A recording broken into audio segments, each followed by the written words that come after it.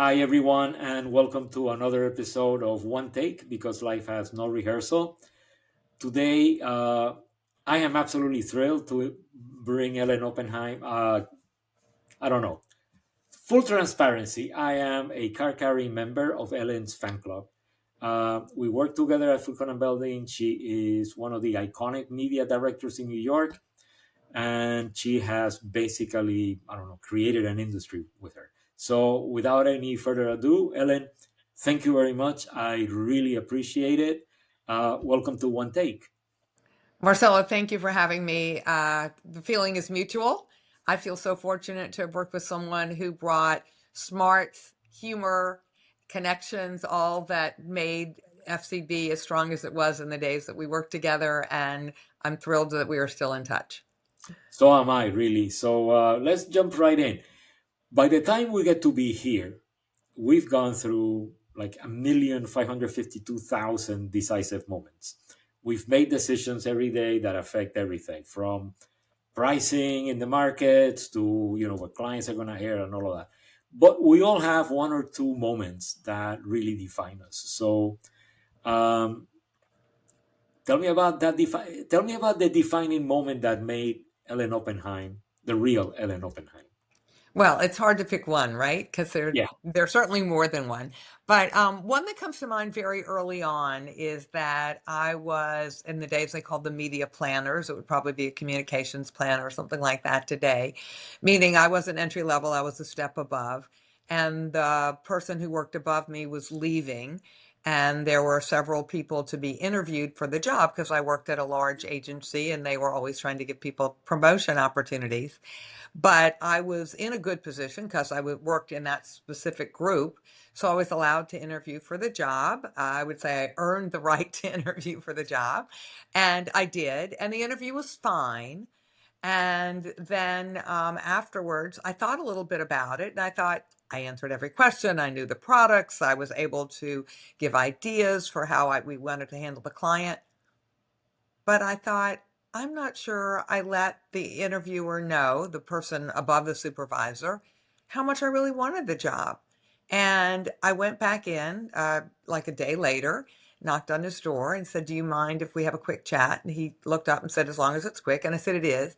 And I told him exactly what I just said. I said, I've worked on these products. I really enjoy them. I have the client relationships. I want to keep them. And went on in 30 seconds or less about why I thought I wanted the job and why I thought just that desire took me above the rest, in addition to the other attributes like knowing the client and knowing the product. And he looked up and he said, he said, I'm really glad you did that. He said, because there were other people who clearly had hunger for the job. And the fact that you came back and said that makes you a standout. And I still have to go through the rest of the interviews and the evaluation, but you've put yourself in a better position. And it was the first time, I was still very junior, that I really thought about the importance of self-advocacy. And it's something that, I carried with me for the rest of the career. Of course, you have to balance that against who you're talking to and the particular circumstances. But keeping in mind that you have to let people know that you want to work with them is an important part, I think, of a career plan. Yeah, also fun to remark about that. In those days, because I was also a junior in those days, the agencies were much more stratified. It was a more formal environment. Like if you were a VP, people like you and I who were not VPs yet, you just didn't approach a VP just like that. So, there's a certain aspect to that of courage. You walk in again. So Yes, yes. I I mean, suffered I, that. I I had talked to him, so that helped. But I think the other thing that was different then is organizations are more vertical. We were more pyramidal. So that means there were more people below with fewer places to go to get a promotion. So Yeah, it was a lot more competitive in a way, I think, to get a promotion then because there could be half a dozen people vying for the job in a large agency. So you yep. really did have to make it clear why you were the right candidate. And again, it's something that when I've mentored people, I talk to them about doing it in a way that's humble. You don't want to come across as Yeah. too cocksure about it, but it's a good lesson early on in your career to realize that you have to fight for your own needs, and that's important. Yeah, no, no, absolutely. I totally agree. Yeah, I've done that all my career. So, I mean, everybody who gets to be where we are, we fought every single step of the way. There was nothing given. Actually, at McCann, they had a good phrase for that: "No quarter asked, no quarter given." So, and that was my first line in Yeah, my interview with Gordon Link. He said, "This is McCann. We believe two things: we're practicing adults, and no quarter asked, no quarter given." So, yeah, yeah, that was this. yeah, yeah. So, so you know you so that's the other aspect of it is I think people like you, people like me, we have also been very lucky in several things in terms of we didn't follow trends. I was recently in a TV program in Spain where they asked me about trends, and I said, I don't care about trends. We actually manufactured those trends. You created markets. I created markets. You created stuff. I was part of building the cable industry, for example, in Latin America. Just didn't exist. I was one of the people who believed in it. So you have seen change in the marketplace. You have created change in the marketplace. Both, but essentially, it's change doesn't catch us unaware most of the time. So tell me one or two things that really caught you completely unaware in terms of change in your market. I think that one of the changes in the advertising business, and while I was there, and as you pointed out, I probably contributed to this change but wasn't fully aware of the consequences, is how relationships went from being more personal to more transactional. Everyone has always been accountable in the advertising business to results. That's not a question. Yep. But the focus on it in the very, very short term, I would say, is probably the driver. That instead of looking over a longer period and being more strategic and looking at how change may play out and what the impact of something is, it's now partly driven by digital media, Yep. instantaneous. It's like, did this work now? I'm going to change it if it doesn't. And of course, it's much easier now in a good way to test and learn, which was always a hallmark of what we did. But the failure to give something a little more time to play out, particularly if you can make a change in it to evolve it in a way, as opposed to just cutting it off, I Hmm. think it is hurtful because I think even though we know that people tend to react more emotionally than rationally in terms of the consumer response, or if you have a B2B target, the B2B executive response, you still want to understand the reasons why. And I think we are losing a lot of the why and just going with the what. And again, I feel that's a little bit of a loss. But that's a fantastic phrase. We're losing the why, and we're focusing on the what. I think that really encapsulates a lot of what has happened in the market. There's many other aspects to it. For example, I have found the fragmentation of disciplines. Like when you and I ran media departments, it was highly integrated. I mean, we bought everything. We bought television, radio, whatever. Like any means of reaching a consumer, it was our remit. We would do it. Now, of course, we have this huge fragmentation, which going straight into your point of the what, I wonder if there's a lot of people today who see the collection of whats, because there's many whats. You have influencers. You and I were talking about influencers. Yes. You have influencers. Who controls that versus, I don't know, pay per click or whatever. So it's a very interesting development. Uh, but then you haven't stopped working. I mean, you've worked and you still work. I still work.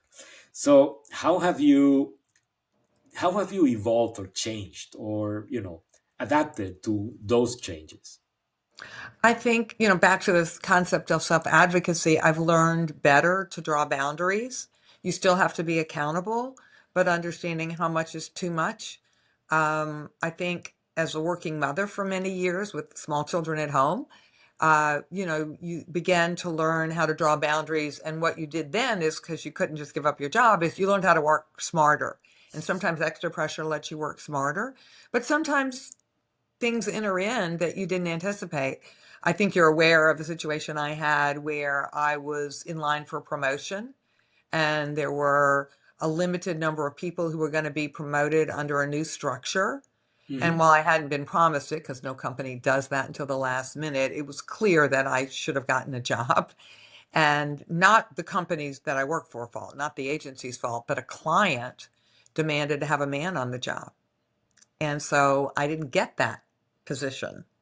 And so I, for the first time ever, decided I was going to walk away from something I loved and to take a risk.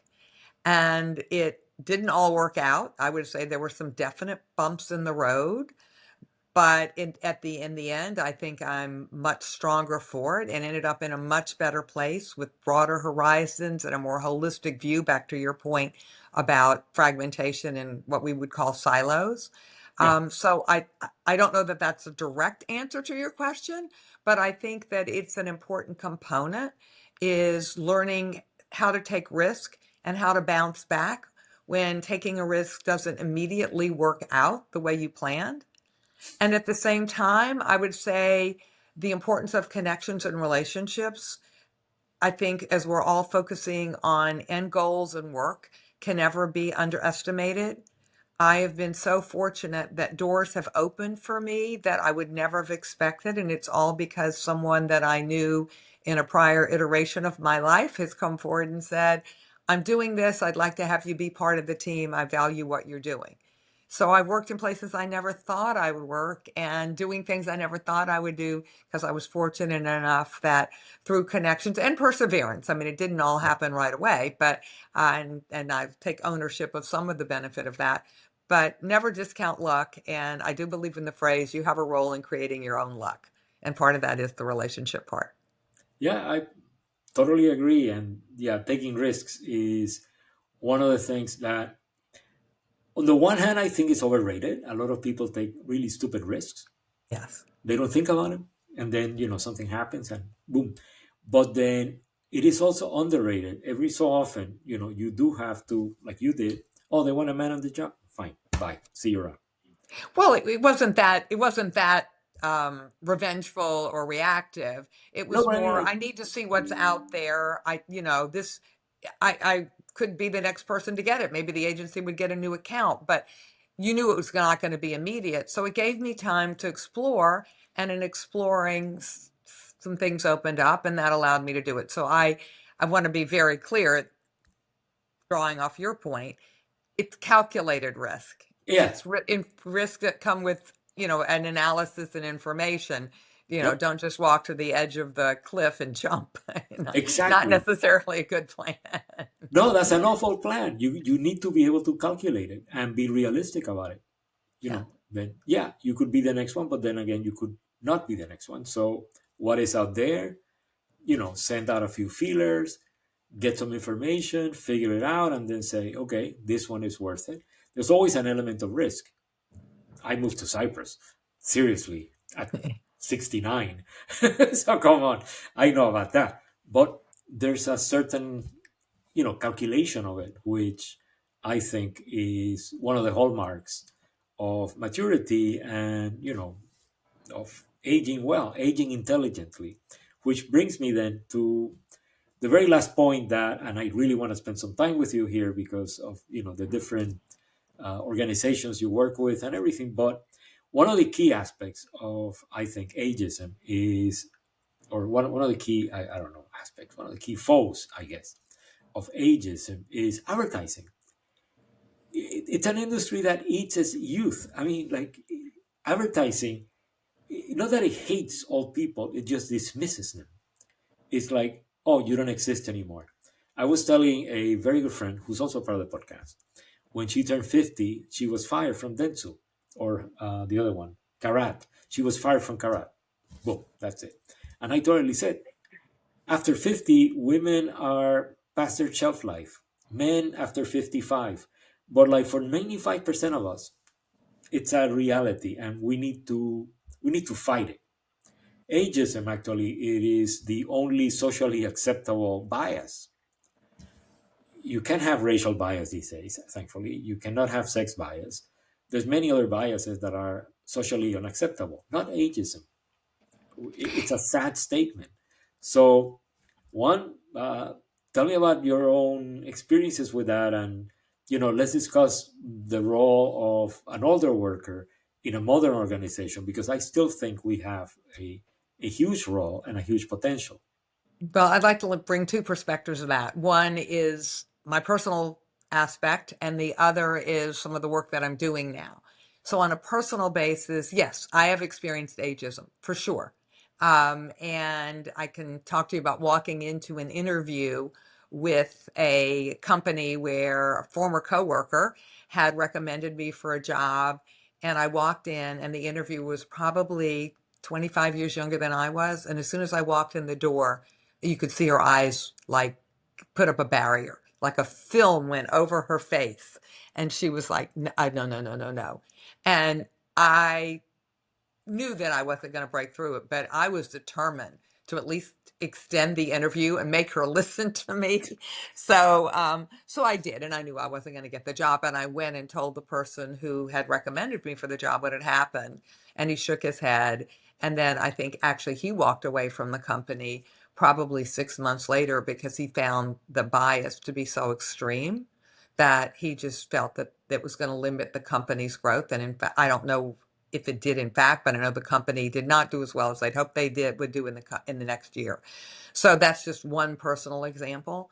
But I'm now working with a company called Roar Forward. Roar Forward is a business intelligence and content platform that works with companies to help them understand changing demographics. It was founded by Michael Clinton, who was a senior executive at Hearst Magazine, and in part is funded by Hearst Ventures. And the whole idea is to prepare companies for these two realities.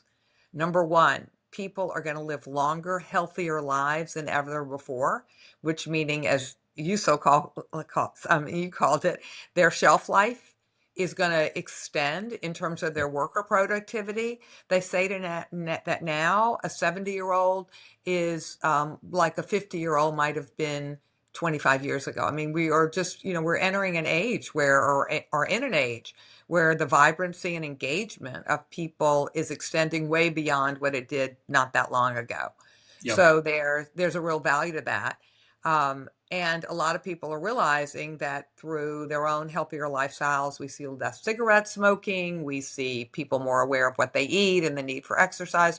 People are living these longer and healthier lives with the benefit of medical advances, think GLP-1 drugs or whatever, for obesity, that are helping people achieve some of their goals.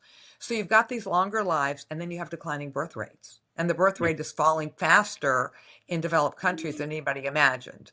Yeah. And while we could argue that AI will take over some jobs, particularly entry level ones, the reality is that we don't really know how it's all going to play out.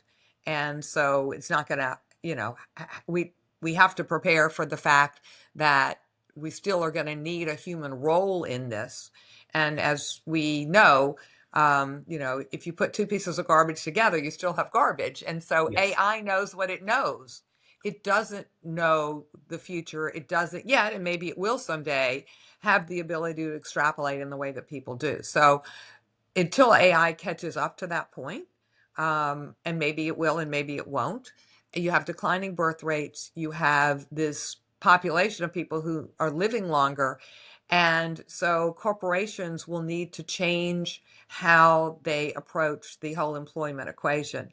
In addition, because people are recognizing they have to live longer, you're going to see that people recognize that they need to fund this longer lifestyle and they want to work longer. So we're Yeah. going to see changes in employment. So a 75-year-old who's willing to learn AI and is engaged and interested in the company and has strong institutional knowledge and can actually help someone understand the softer side and that AI might not understand, like personal relationships with different customers, things like that, may want to cut back on their income and work not as many hours and not in the same job, but they will have other sources of income, whether it's Social Security or an IRA or whatever that person is planned for. So we're going to also see evolving jobs with Mhm. more mentorship, I think, and reverse mentorship. I mean, maybe that 22-year-old can teach the 75-year-old something about AI. And we're seeing that it's recognized even in younger generations. Gen Z is already saving at a higher rate than millennials did at the same age. Oh, So, wow. yeah, so there's some societal aspects that I think will change the calculus. And there's some companies like L'Oreal in Mhm. France has a movement around this. You'll see more and more about this. Oh, that's great. So hopefully, we will get rid of the only bias that is acceptable these days because it doesn't have any place in the marketplace. The other aspect of it is we need more people to work. In 1970, there were something like four working people for every retiree. Today, it's 2.7 or something like that. We need more people to work because we need to fund the retirement of everybody else. And you and I are speaking probably more from the point of view of somebody who has been, at the top of the pyramid because, you know, you were head of some of the biggest planning media departments in New York. I was number two for food column building in the world, that kind of thing. So we're talking from that. But there's a huge amount of people who are over, say, 55, 60, who do not work at that level, who, they do need the income and they work on, regular jobs. They are, like, upper middle level executives, all of that. They don't want to retire. They do not want to stop working and they cannot stop working. So we need to get rid of that bias at every level, not only at our, esteemed, you know, hoity toity level, at a real, honest to goodness, personal level that we find on a regular basis. I see it in my wife's hospital, for example. Nurses are staying longer and older nurses are more and more common. So, and I mean like bedside nurses, not administrative jobs or whatever. So yeah, hopefully with all of this happening these days, we will get rid of that. Well, I think that you're never going to get rid of bias. I mean, we know bias in some of the areas where we think it's better still exist. Oh yeah, So the question is always how you handle it. yep, At the same time, the way that people's careers evolve will evolve itself, yep, meaning that that nurse may say, I don't want to be a bedside nurse anymore, but I might want to be administrator. I might want to work in a doctor's office. I might want to work in a school. I want to do something less physically demanding with a regular schedule. Or that nurse may say, you know what? I can take my skills and I can turn them into a business. And maybe that nurse forms a company. Actually, someone we worked with in our agency's days, wife did this, uh, worked to find people who were willing to work with people who were housebound yep, to provide, a certain basic level of care to them. And I don't mean emptying bedpans, but more doing the blood pressure checks and making sure they got to doctor's appointments and right. helping them manage, being an advocate on a call with them when a child couldn't or they didn't have a relative who could accompany them. So the point is that someone can evolve their career more in tune with their lifestyle, playing off their experience, or they may want to do something altogether. Maybe that nurse is a great baker and decides that it's time to open that cupcake shop. It happens, by the way. The sister of a very good friend of mine in Spain, who was a therapist for years, health, mental health, not physical therapist. Um, then one day she saw that people were asking for some of her hand sewn, hand decorated jackets, and that's what she does today. And I went to her house at the lake outside of Madrid. I spent the weekend over there, and she has a small cottage, very small. It's about maybe 800 square feet, maybe 2 stories. Half of it is jackets, like literally half of it. And she just, Carmen just makes jacket after jacket, and she switched. So, yeah, people can change. But the good part would be, and this also happens, if the bedside nurse decides, I want to be a bedside nurse, they like it. People in that profession don't do it for the money, trust me. It's backbreaking work. It Yes. is a real amount of work. Well, So they love it. to that point, sometimes people when they evolve their careers want to do something related to giving back. And that Yeah. happens too. Sometimes if they're fortunate enough to have enough savings, it's volunteer work without income, but sometimes it's working for a not-for-profit where maybe they don't make the same amount of money, but they're happy with it. And Yeah. if these kind of stories are inspiring, I should mention that roarforward.com, which is the website for Roar Forward, has a whole section of reimagineers.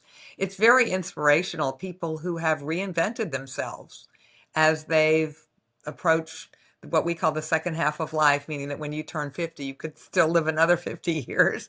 So 50 people who are 50 plus who've just found joy in doing something different than what they did before. Everything from an airline attendant who became a fashion influencer to a doctor who decided when her dog died, it was just so tragic, became a veterinarian. Oh, wow. All different level. I mean, different levels of skill sets and different expressions of it, but they're all uplifting. Yeah. No, that's good. I'll check it out. Well, Ellen, thank you very much. I know you're freezing in that room. You told me that you had no heating in that room. So, Yeah. before you freeze, let me tell you how grateful I am that you joined us. I really appreciate it. I know you're extremely busy. You're working all over the place. So, and it's a great opportunity. Anytime I get to talk to you, it's absolutely great. It is absolutely uplifting. Well, thank So, you, Marcelo. I enjoy talking with you too. It's always a treat, and I wish I had all afternoon to continue the conversation, but we'll figure out another time. yeah, we will. Thank you very much. Enjoy the rest of the afternoon, and hopefully, I'll travel to New York and we can see each other over there. That would be great fun, and maybe we can get some of our colleagues together and have a good Yes, time. we should do that. Thank you. Bye Thank bye. you. Bye bye.